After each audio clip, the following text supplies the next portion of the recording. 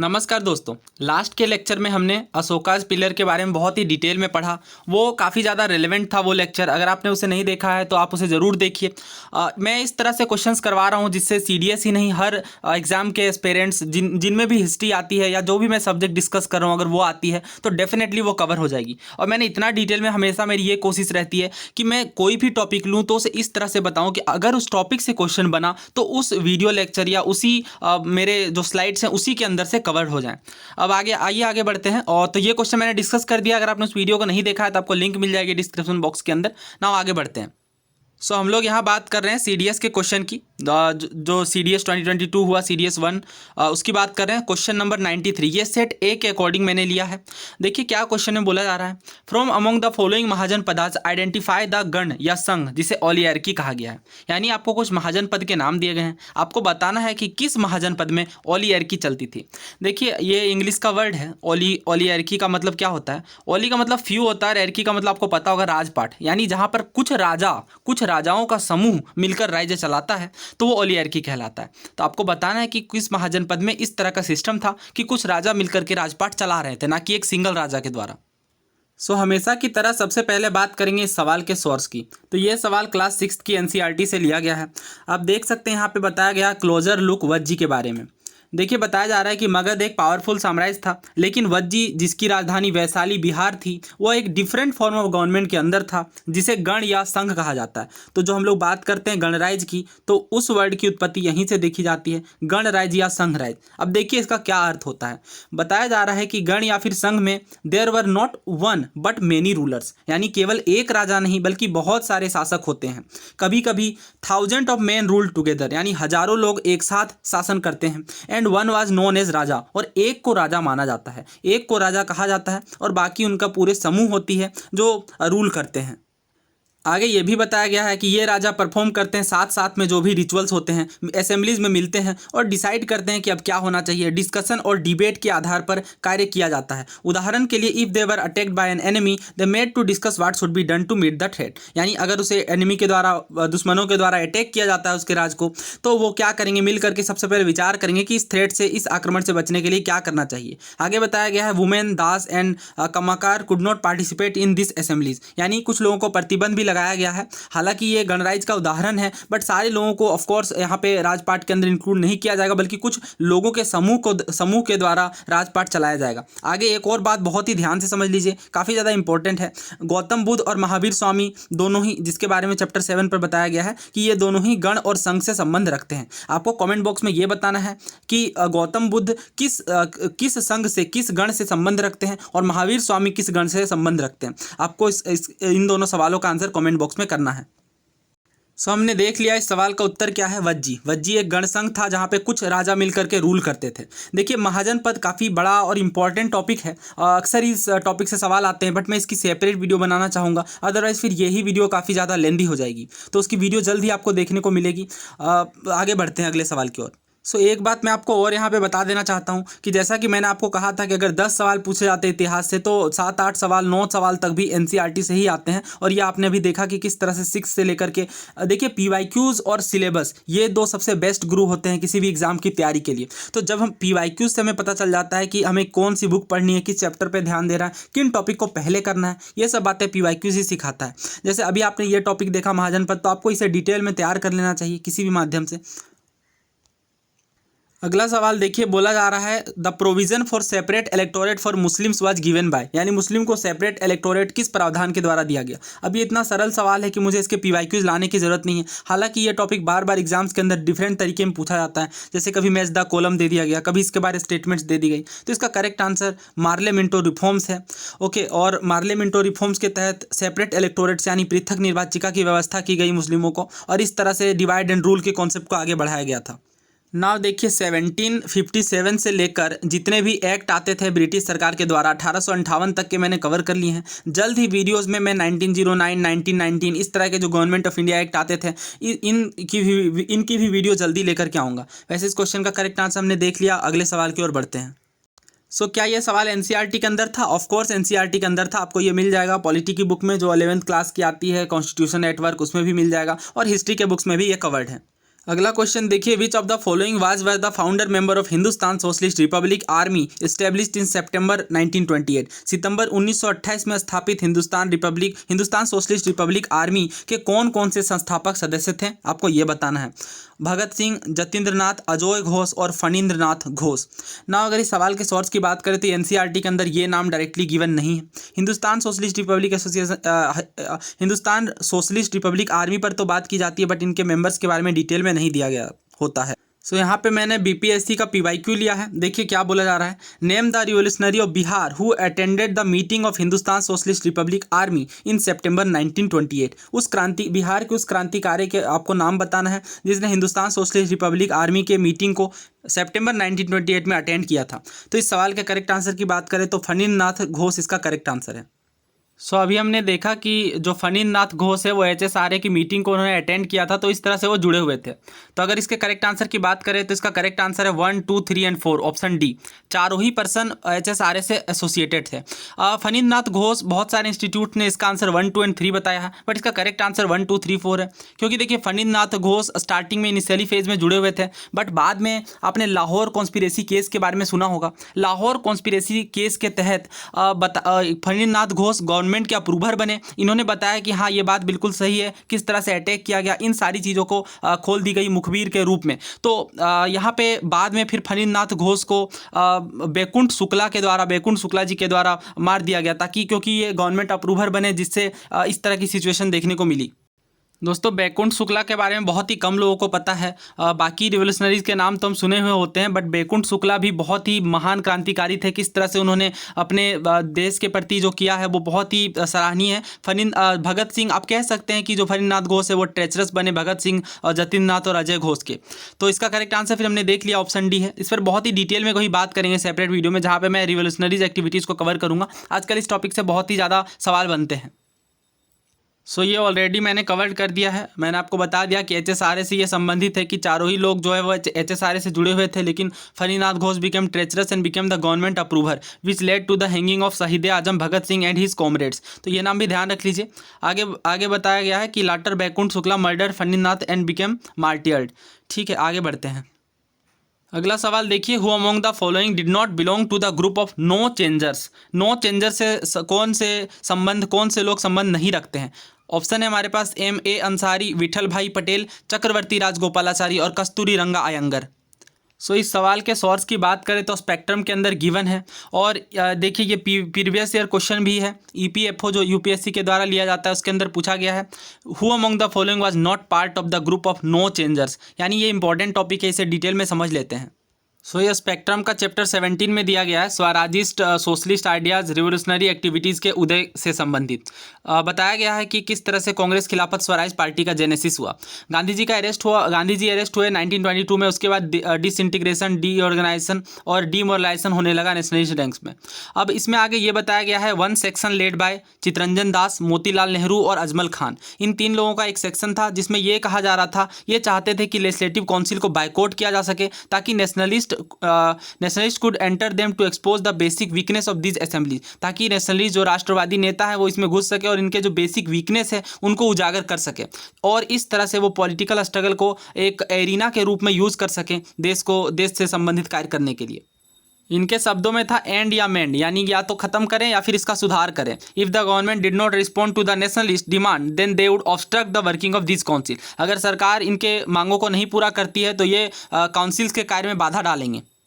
इसके विपरीत एक और सेक्शन बना, those advocating entry into legislative council came to be known as Swarajist के नाम से जाने गए, जो चाहते थे कि काउंसिल में एंट्री की जाए। While the other school of thought led by C Rajagopalachari, Vallabh Bhai Patel, Rajendra Prasad and M.A. Ansari came to be known as no changer. यानी एक ग्रुप और बना, उसके अंदर कौन कौन से लोग थे, चक्रवर्ती राजगोपालाचारी, वल्लभ भाई पटेल, राजेंद्र प्रसाद, आप कह सकते हैं यंग लीडर्स, और M.A. अंसारी। ये लोग जो थे वो चाहते थे नो चेंजर्स, यानी नो चेंजर्स चाहते थे कि नहीं, काउंसिल के एंट्री में हमें नहीं जाना है। एडवोकेटेड कंसंट्रेशन और ऑन कंस्ट्रक्टिव वर्क, यानी कंस्ट्रक्टिव वर्क पर ध्यान देना है, और जो हम लोग बाइकआउट कर रहे हैं, नो कोऑपरेशन कर रहे हैं, इन सारी चीज़ों को, इन सारी गतिविधियों को बढ़ावा देना है। आगे एक बात और ध्यान रख लीजिए कि ये जो इनका डिफरेंस चला, डिफरेंस इनके व्यूज़ पॉइंट में जो आए, वो काउंसिल एंट्री यहाँ पे स्वराजिस्ट का जो प्रपोजल था कि हमें एंड या मेंड करना है, यानी हमें एंट्री लेनी है और फिर बाधा डालना है काम में काउंसिल के, वो चीज़ यहाँ पे वो अब डिफीट कर गए। उनकी जो प्रपोजल है उसे खारिज कर दिया गया और उसके बाद चितरंजन दास और मोतीलाल नेहरू दोनों ने अपने अपने पदों से त्याग पत्र दे दिया। चितरंजन दास उस टाइम पे प्रेसिडेंट थे और मोतीलाल नेहरू सेक्रेटरी थे। इन्होंने त्याग पत्र दिया। उसके बाद ये कांग्रेस खिलाफत स्वराज पार्टी, जिसे हम लोग स्वराजिस्ट पार्टी बोलते हैं, इस पार्टी का इन्होंने निर्माण किया। तो आप ये भी समझ गए होंगे स्वराज पार्टी के निर्माण से संबंधित कौन सी घटनाएं थी। और उसके बाद CR दास, हमें पता है कि स्वराज पार्टी के संस्थापक कौन है, चितरंजन दास और मोतीलाल नेहरू। तो चितरंजन दास प्रेसिडेंट बने स्वराज पार्टी के और मोतीलाल नेहरू यहाँ पे सेक्रेटरी के रूप में स्वराज पार्टी से जुड़े। सो ऑलरेडी मैंने इसे पॉइंटर के रूप में लिख दिया है क्योंकि वहाँ पे चीज़ें कंफ्यूजिंग हो सकती थी। देखिए नो चेंजर के अंदर है, यहाँ पे मैंने अलग से नाम लिख दिया है, C राजगोपालाचारी, वल्लभ भाई पटेल, राजेंद्र प्रसाद और M A अंसारी। ये 4 नाम इंपॉर्टेंट है, ये 4 नाम ध्यान रख लीजिए। नो चेंजर जैसा कि मैंने बताया कि यहाँ पे आप यंग लीडर्स देख सकते हैं। The no changer opposed council entry, advocated concentration और कंस्ट्रक्टिव वर्क। ये मैंने बता दिया इनका प्रमुख गतिविधियाँ किस रूप में थी। इन्होंने काउंसिल एंट्री को अपोज किया, कहा जैसा चल रहे हैं चीज़ें वैसे ही चलने दें, हमें कंस्ट्रक्टिव वर्क पे, ग्राउंड वर्क पे ध्यान देना है, और जो हम लोग बायकॉट कर रहे हैं ब्रिटिश गुड्स का, वो भी जारी होना चाहिए। जबकि इसके विपरीत स्वराजिस्ट देखने को मिले। इन्होंने कहा कि काउंसिल, लेजिस्लेटिव काउंसिल में हमें एंट्री लेनी चाहिए और एंड और मेंड पर काम करना चाहिए, या तो हमें सिचुएशन सुधारने का मौका मिले, अदरवाइज फिर हम काउंसिल के कार्यों में बाधा डालेंगे। इनसे कौन कौन से लीडर एसोसिएटेड थे? थोड़े सीनियर लीडर जैसे चितरंजन दास, मोतीलाल नेहरू और अजमल खान। ये तो मैंने बता ही दिया एंड और मेंड। अब सवाल की ओर बढ़ते हैं। नाउ देखिए, पहले EPFO का सवाल करते हैं, उसके बाद CDS 2022 का सवाल करेंगे। बोला जा रहा है कि कौन से नो चेंजर के पार्ट नहीं थे? क्या सरदार वल्लभ भाई पटेल थे? बिल्कुल थे। डॉक्टर अंसारी, हाँ ये भी थे। बाबू राजेंद्र प्रसाद, ये भी थे। मोतीलाल नेहरू हमने देखा कि ये नो चेंजर का पार्ट ना होकर के बल्कि स्वराजिस्ट का पार्ट थे। ये कहते थे कि हमें काउंसिल एंट्री लेनी चाहिए, और जब ये अपने विचार से डिफीट हो गए तो फिर इन्होंने अलग से स्वराज पार्टी की स्थापना की। हालांकि यहाँ पे ऑप्शन में मोतीलाल नेहरू के अलावा किनका और नाम रह सकता है बताइए? चितरंजन दास का, अजमल खान का, 3 लोग जुड़े हुए थे। अगले अब हम लोग सवाल देखते हैं वापस। दोस्तों यहाँ पे स्वराजिस्ट के अंदर एक और नाम, इंपॉर्टेंट नाम ऐड कर लेते हैं, और वो है विट्ठल भाई पटेल का। तो जैसा कि मैंने बताया, स्वराजिस्ट जो है वो चाहते थे कि लेजिस्लेटिव काउंसिल में एंट्री करें, यानी ये बेसिकली प्रो चेंजर्स थे। तो ये स्वराजिस्ट के अंदर विट्ठल भाई पटेल भी जुड़े हुए थे। और विट्ठल भाई पटेल जो कि मैंने बताया सीनियर मेंबर, तो देखिए विट्ठल भाई पटेल सरदार वल्लभ भाई पटेल के पिताजी थे। और अगर आपको पता हो तो 1925 में जो first central legislative assembly election हुए थे, उसके अंदर ये फर्स्ट ऑफिशियल मेंबर के रूप में, फर्स्ट नॉन ऑफिशियल मेंबर के रूप में ये इलेक्ट हुए थे। तो ये बात भी ध्यान रख लीजिए। बहुत बार एग्जाम, आई थिंक CAPF के अंदर ही ये पूछा गया है। CAPF 2020 में पूछा गया था, who among the following was the first non official member to be elected as a speaker of central legislative assembly on 1925। तो ये ध्यान रख लीजिए कि विट्ठल भाई पटेल जो कि सरदार वल्लभ भाई पटेल के पिताजी थे। तो जैसा कि मैंने बताया कि सीनियर मेंबर स्वराजिस्ट से जुड़े हुए थे, तो आपको ये ऑप्शन एलिमिनेट करने में हेल्प करेगा, विट्ठल भाई पटेल। ठीक है। और अगर मैं बात करूं यहाँ पे नो चेंजर की, तो नो चेंजर में एक और इम्पोर्टेंट नाम है कस्तूरी रंगनारायण जी का। सो अब आते हैं इस सवाल की ओर। तो देखिए यहाँ पे बोला गया था कौन से नो चेंजर से बिलोंग नहीं करते हैं, तो M A अंसारी तो करते हैं, और विट्ठल भाई पटेल नो चेंजर से बिलोंग नहीं करते। ये प्रो चेंजर थे, स्वराजिस्ट थे, सीनियर मेंबर होने के कारण भी ये इन्फ्लुएंस देखने को मिलता है। चक्रवर्ती राजगोपालाचारी ये भी नहीं होगा। कस्तूरी रंगारायण, ये भी मैंने आपको बताया कि नो चेंजर के ग्रुप से बिलोंग करते थे। तो वो मैंने सारे इंपॉर्टेंट पॉइंट कवर कर लिए। अगर इस तरह का क्वेश्चन फिर बनता है दोबारा, तो वो आपको देखने को मिलेगा। देखिए ये क्वेश्चन थोड़ा डिफिकल्ट था क्योंकि अगेन NCERT के अंदर ये डिटेल में कवर नहीं है, स्पेक्ट्रम के अंदर भी है, बट ये नाम बेसिकली नहीं कवर किए गए हैं विट्ठल भाई पटेल जी का। सो विट्ठल भाई पटेल एक स्वराजिस्ट थे, ना कि नो चेंजर। ना अगला सवाल देखते हैं। तो दोस्तों इस तरह के जो सवाल होते हैं ना, वो आपको रटने नहीं, आपको बेसिक समझना है कि कौन कौन सी सिचुएशन बन रही थी, किस तरह से हमारा इवेंट, हमारा हिस्टोरिकल इवेंट चल रहे थे। जैसे अगर मैं बात करूं यहाँ पे स्वराज पार्टी की, तो अगर आपको पता हो तो स्वराज पार्टी के खिलाफ नेहरू जी ने प्रस्ताव रखा कि नहीं, स्वराज पार्टी की जो पॉलिटिकल आइडियोलॉजी है वो इंडिया के इंडिपेंडेंस के लिए सही नहीं है। जैसे ये डोमिनियन स्टेटस की डिमांड कर रहे थे, तो जवाहरलाल नेहरू जी ने कहा कि डोमिनियन स्टेट बहुत ही ओल्ड हो चुका है, बहुत ही पुराना कंसेप्ट है, हमें संपूर्ण आज़ादी चाहिए। तो आप उसके अलावा फिर आप यहाँ पे देखेंगे, अगर विट्ठल भाई पटेल जी के खुद पुत्र जो सरदार वल्लभ भाई पटेल है, उन्होंने भी उनकी गतिविधियों का समर्थन नहीं किया। तो इस तरह से आप चीज़ों को समझ के चलते हैं कि हाँ, अगर मोतीलाल नेहरू जी स्वराज पार्टी से जुड़े हुए थे तो स्वराज पार्टी की गतिविधियों के खिलाफ थे, जवाहरलाल नेहरू उनकी आइडियोलॉजी से सहमत नहीं थे। तो इस तरह से समझने के बाद ही इस तरह के कठिन सवालों का उत्तर दिया जा सकता है, अदरवाइज फिर नाम याद रखना बहुत डिफिकल्ट है। अगला सवाल देखिए 97वें नंबर, बोला जा रहा है गदर पार्टी का जो हेडक्वार्टर है वो कहाँ था? सैन फ्रांसिस्को में, स्टैनफोर्ड यूनिवर्सिटी में, पोर्टलैंड में या फ्लोरिडा में? क्या ये सवाल पहली बार पूछा गया है या पीवाईक्यू में आया है? तो इसका आंसर है पीवाईक्यू में ये पूछा जा चुका है। दोस्तों देखिए ये क्वेश्चन सिविल सर्विसेज 2014 में पूछा गया था। बोला गया है गदर क्या था? Revolutionary association of Indians with headquarter at San Francisco, या नेशनलिस्ट ऑर्गेनाइजेशन था जो कि सिंगापुर से ऑपरेट किया जा रहा था, एक मिलिटेंट ऑर्गेनाइजेशन था जिसका हेडक्वार्टर बर्लिन था, या कोई कम्युनिस्ट मूवमेंट था इंडियन फ्रीडम से रिलेटेड जिसका हेडक्वार्टर ताशकंद था? तो हमें पता है कि गदर मूवमेंट सैन फ्रांसिस्को में स्थापित किया गया था और एक रिवोल्यूशनरी एसोसिएशन था जिसका हेडक्वार्टर सैन फ्रांसिस्को यूएसए के अंदर था।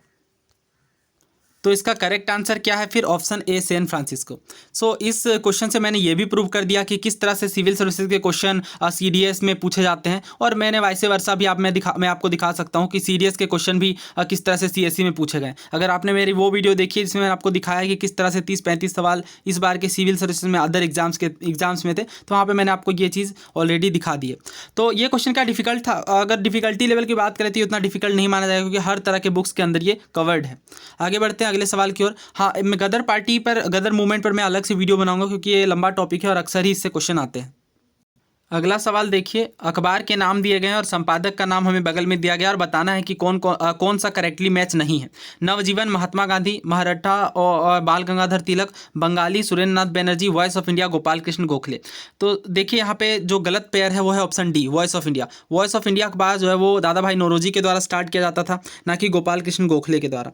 अगर हम बात करें यहाँ पे बाकी को भी डिटेल से समझ लेते हैं क्योंकि अखबार से अक्सर ही क्वेश्चन आते हैं। मैंने आपको ऑलरेडी बता दिया कुछ ऐसे कोर एरियाज हैं जो आपको हर हाल में करके जाने हैं। देखिए वॉइस ऑफ इंडिया दादा भाई नौरोजी, और अगर मैं बात करूं नवजीवन की तो नवजीवन गांधी जी के द्वारा प्रकाशित किया जाता था। यंग इंडिया, हरिजन, इंडियन ओपिनियन, ये सारे इंपॉर्टेंट अखबार है जो गांधी जी के द्वारा प्रकाशित किए जाते थे। इसके अलावा एक और चीज़ ध्यान रख लीजिए, देखिए जब हम बात करते हैं यंग इंडिया की तो यंग इंडिया गांधी जी के द्वारा, और न्यू इंडिया और कॉमनवेल्थ, ये जो दो अखबार है ये एनी बिसेंट के द्वारा निकाले जाते थे। तो कभी कभी स्टेटमेंट्स के अंदर न्यू इंडिया लिख करके गांधी जी लिख दिया जाता है तो वो भी अगेन गलत होगा, और ये मैंने बता दिया। इसके अलावा अगर मैं बात करूँ, हाँ बाकी के तीनों करेक्ट हैं। इस सवाल के सोर्स की बात करते हैं। उससे पहले आपको कमेंट बॉक्स में ये बताना है कि बाल गंगाधर तिलक के द्वारा जो दो प्रमुख अखबार निकाले जाते थे, केसरी और मराठा, वो किन भाषाओं में निकाले जाते थे। सो जैसा कि मैंने बताया, इस तरह की टॉपिक के लिए सबसे बेस्ट होगा कि स्पेक्ट्रम के जो अपेंडाइसिस दिए गए हैं लास्ट पेजेस में, उन्हीं से आप कवर करें क्योंकि वहाँ पे सारी चीज़ें एक जगह पे कवर की गई हैं। इसी तरह से यहाँ पे न्यूज़पेपर एंड जर्नल्स का सेक्शन है, यहाँ पे सारे न्यूज़पेपर आप देख सकते हैं। हालांकि मैं अलग से वीडियो बनाऊंगा जिसमें मैं पीवाईक्यू सारे के सारे जो न्यूज़पेपर से आते हैं, क्योंकि ये बहुत ज़्यादा पूछा जाने वाला टॉपिक है। सो यहाँ पे आपको लगभग सारे ही अखबार मिल जाएंगे, कुछ भी नहीं छूटेगा। जैसे बंगाली अखबार के बारे में भी दिया गया है कि गिरीश चंद्र घोष के द्वारा स्टार्ट किया गया, लेकिन एस एन बनर्जी के द्वारा फिर टेक ओवर कर लिया गया। नेक्स्ट क्वेश्चन देखिए, बोला जा रहा है which one of the following was not included in terms and condition of subsidiary alliance of Lord Wellesley. Lord Wellesley के द्वारा जो सहायक संधि स्टार्ट की गई उसमें कौन से टर्म एंड कंडीशन नहीं थे? पहला बोला गया British would protect their ally, यानी ब्रिटिश जिस भी एलाई को ऐड करेंगे इसमें उसे प्रोटेक्ट करेंगे। Ally was free to enter into agreement with other ruler और एंगेज इन वारफेयर, यानी जो एलाई होगा वो अदर एग्रीमेंट के साथ भी एंटर करने के लिए उसे इजाज़त है। तीसरा बोला गया in the territory of the ally a British army contingent would be station, यानी जो भी एलाई का टेरिटरी होगी उसमें ब्रिटिश आर्मी कंटीजेंट को स्टेशन किया जा सकता है। चौथा बोला गया था कि जो एलाई है उसे प्रोवाइड करना पड़ेगा resources for the maintenance of British arm contingent. देखिए सब्सिडी अलायंस पर मैंने ऑलरेडी वीडियो बना दी है, उस वीडियो को अगर आप देख लेंगे तो इस टॉपिक से जितने भी क्वेश्चन आते हैं वो सारे आप कर सकते हैं। ये बहुत ही इंपॉर्टेंट टॉपिक है, हाल के सालों में सीएससी में भी इससे क्वेश्चन पूछा गया और अक्सर ही इस टॉपिक से सवाल आते हैं। तो मैं आपको रिकमेंड करूँगा आप उस वीडियो को जरूर देखें क्योंकि वहाँ पर मैंने इसी टॉपिक से 20 से ज़्यादा पीवाईक्यूज़ को इंक्लूड किया है। सो डायरेक्टली इसका करेक्ट आंसर की बात करते हैं। इसका करेक्ट आंसर ऑप्शन बी है। एलाई जो भी जुड़ेगा उससे उसको इतनी इजाज़त नहीं थी कि वो अदर रूलर्स के साथ या अदर जो यूरोपियन पावर थी उनके साथ एग्रीमेंट कर सके। इसके पीछे का बेसिक मोटिव तो ये था कि डेफिनेटली फ्रेंच की पावर बढ़ती जा रही थी, ब्रिटिशर इससे डरे हुए थे, इसलिए वो इस तरह की गतिविधियों को रोकना चाहते थे। तो वो मैंने बहुत ही डिटेल में कवर किया विथ एनसीईआरटी के साथ। अगला क्वेश्चन देखिए, who among the following formulated the concept of poverty as a measurable development indicator in the Indian sub continent. भारतीय उपमहाद्वीप में पॉवर्टी को as a measurable development indicator यानी गरीबी को किसने फॉर्मुलेट किया, किसने उसके सूत्रपात किया? ऑप्शन है हमारे पास दादा भाई नौरोजी, रोमेश चंद्र दत्त, VKRV राव और M रैनाडे। बात करते हैं इस सवाल के सोर्स की। क्लास 11th की इकोनॉमिक्स बुक में भी आप देख सकते हैं, बेसिक एनसीईआरटीज़ के अंदर भी ये आपको कवर्ड मिल जाएगा और हर बुक के अंदर ये दिया गया है। यहाँ पे अगर आप देखें टॉपिक बोला गया how are poor people identified, गरीब लोगों को कैसे पहचान किया जाए। यहाँ पे बताया गया है कि प्री इंडिपेंडेंस इंडिया की जब हम बात करते हैं तो दादा भाई नौरोजी ऐसे पहले व्यक्ति थे जिन्होंने पॉवर्टी लाइन यानी गरीबी रेखा के कॉन्सेप्ट को निर्धारित किया। उन्होंने यूज़ किया, he use the menu for a prisoner की मेन्यू को उन्होंने लिया और उसके बाद उन्होंने ये अप्रोप्रिएट किया कि जो इंडिया की लिविंग है ये जेल कॉस्ट ऑफ लिविंग है। उसके बाद इन्होंने इंडिया की जीडीपी भी कैलकुलेट करने का प्रयास किया था। तो ये आप देख सकते हैं, हालांकि ये क्वेश्चन सरल है, आपने ज़रूर पढ़ा होगा इसे। इसका करेक्ट आंसर क्या है? फिर ऑप्शन ए दादा भाई नौरोजी। अगला सवाल देखिए, ये देखने में थोड़ा कठिन लग रहा है। Which of the following terms were used in the Indo Persian sources of the Mughal period to denote a peasant. एक पीजेंट को डिनोट करने के लिए, निर्धारित करने के लिए कौन से वर्ड का, कौन से शब्दों का, कौन से टर्म्स का यूज़ होता है? रैयत, असामी, मुजारियन और मजूर। ये हमें 4 नाम दिए गए हैं और उसके बेसिस पे हमें आंसर करना है। बात करते हैं सवाल के सोर्स की। सो ये क्वेश्चन अगेन आपको थीम्स वाली एनसीईआरटी में कवर्ड मिल जाएगा। अगर हमें यहाँ पे आपको दिखाऊं तो पीजेंट एंड देयर लैंड की बात की गई है। बताया जा रहा है the term which Indo Persian sources of the Mughal period most frequently use to denote a peasant was, यानी कौन कौन से शब्द पीजेंट को डिनोट करने के लिए लिए जाते थे? पहला रैयत। रैयत क्या था? रैया जो है उसका प्लूरल था, यानी बहुत सारे किसानों के समूह को रैयत कहा जाता था। इसके अलावा मुजारियाँ की बात की गई है कि मुजारियाँ भी होता था, जो कि किसान को रिप्रेजेंट करने के लिए, डिनोट करने के लिए कहा जाता था। उसके बाद किसान और असामी वर्ड्स भी जुड़े हुए हैं। इसके बाद खुद कास्ता और पाही कास्ता की बात की गई है। 2 तरह के किसान होते थे। ये मैंने ऑलरेडी जमींदारी सिस्टम वाली वीडियो में बताया है कि खुद कास्ता और पाही कास्ता के बीच क्या डिफरेंस था। सो दोस्तों, इस तरह के सोर्सेज देखने के बाद आप समझ चुके होंगे कि किस तरह से इस एग्ज़ाम के अंदर जो दायरा है वो एनसीईआरटीज़ और स्पेक्ट्रम, इन्हीं बेसिक सोर्सेज से ही लगभग सारे ही सवाल कवर्ड हो जाते हैं। तो इसका करेक्ट आंसर फिर हमने देखा रैयत ऑफकोर्स था। रैया का प्लूरल होता है। ये असामी हमने देखा, मुजारियाँ भी देखा, बट माजूर हमने नहीं देखा। तो इसका करेक्ट आंसर क्या है? फिर ऑप्शन सी। ये जो तीनों नाम है ये इंडो पर्शियन टर्म से एसोसिएटेड है किसानों से। किसानों को कहने के लिए, डिनोट करने के लिए इन सारे वर्ड्स का प्रयोग किया जाता था। अगला सवाल देखते हैं। Who among the following pioneering Bengali women serialized her autobiography अमर कथा between 1910 and 1913? यानी किस बंगाली वुमेन ने अपनी ऑटोबायोग्राफी लिखी अमर कथा के नाम से? ऑप्शन है हमारे पास विनोदिनी दास, रस सुंदरी देवी, बेगम रुकैया सखावत हुसैन और कैलाश बाशनी देवी। सबसे पहले बात करेंगे सवाल के सोर्स की। तो अगेन थीम्स वाली एनसीईआरटी का पेज नंबर 329 आप देख सकते हैं। मैं कहता हूं कि थीम्स वाली एनसीईआरटी के बॉक्सेस ज़्यादा इंपॉर्टेंट होते हैं। यहाँ पे आप देख सकते हैं अमर कथा की बात की गई है। विनोदिनी दास, इनका लाइफ स्पेन भी दिया गया है। एक पायोनियरिंग फिगर थी बंगाली थिएटर में लेट 19th सेंचुरी में।